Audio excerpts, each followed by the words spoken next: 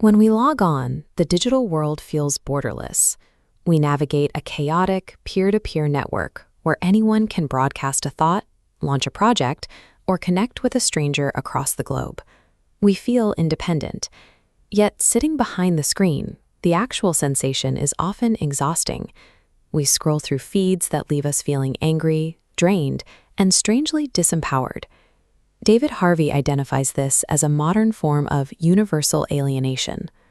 This friction reveals a central paradox.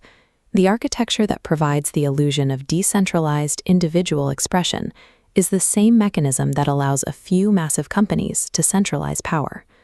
The platforms we use every day are entirely reliant on our participation.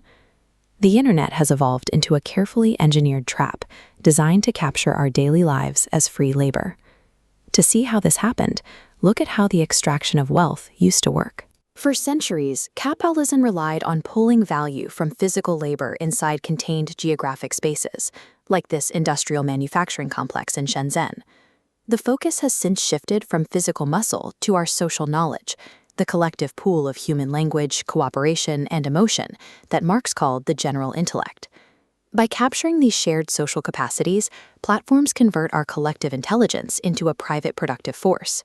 To harvest this new psychological raw material, tech monopolies built massive digital fortresses. Behind sleek glass exteriors like Google's headquarters, algorithms are trained to enclose and process human knowledge. Every time you click, post, or search, you generate a highly specific data point. Millions of these dispersed individual actions are silently funneled together, pulled into a single monopolized dataset. We don't punch a clock to log in.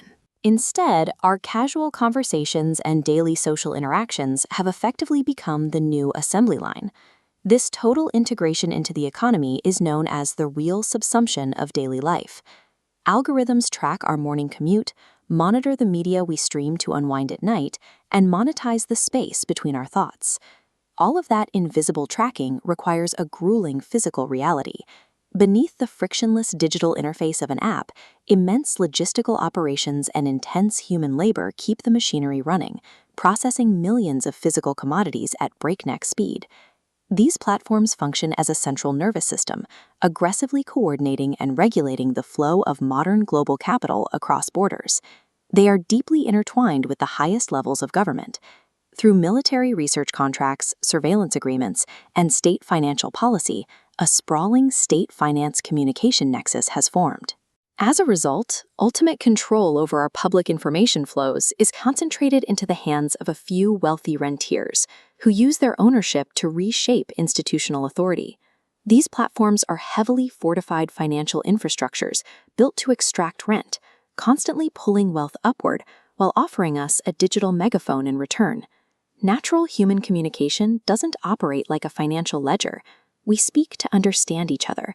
Our conversations rely on organic language, reciprocity, and a mutual exchange of ideas. Digital platforms replace that mutual understanding with what the philosopher Jürgen Habermas called steering media. They filter, rank, and organize our communication based strictly on administrative and monetary logic. In healthy democracies, communication flows horizontally through equal two-way exchanges, but platform algorithms intercept that connection. They destroy reciprocity, siphoning interactions upward into a black box and raining down targeted stimuli to keep our attention locked. That familiar digital exhaustion is a material consequence of platform command, a structural pressure exerted on the very texture of our social life. To build a better future, we must stop treating tech monopolies as natural, inevitable utilities.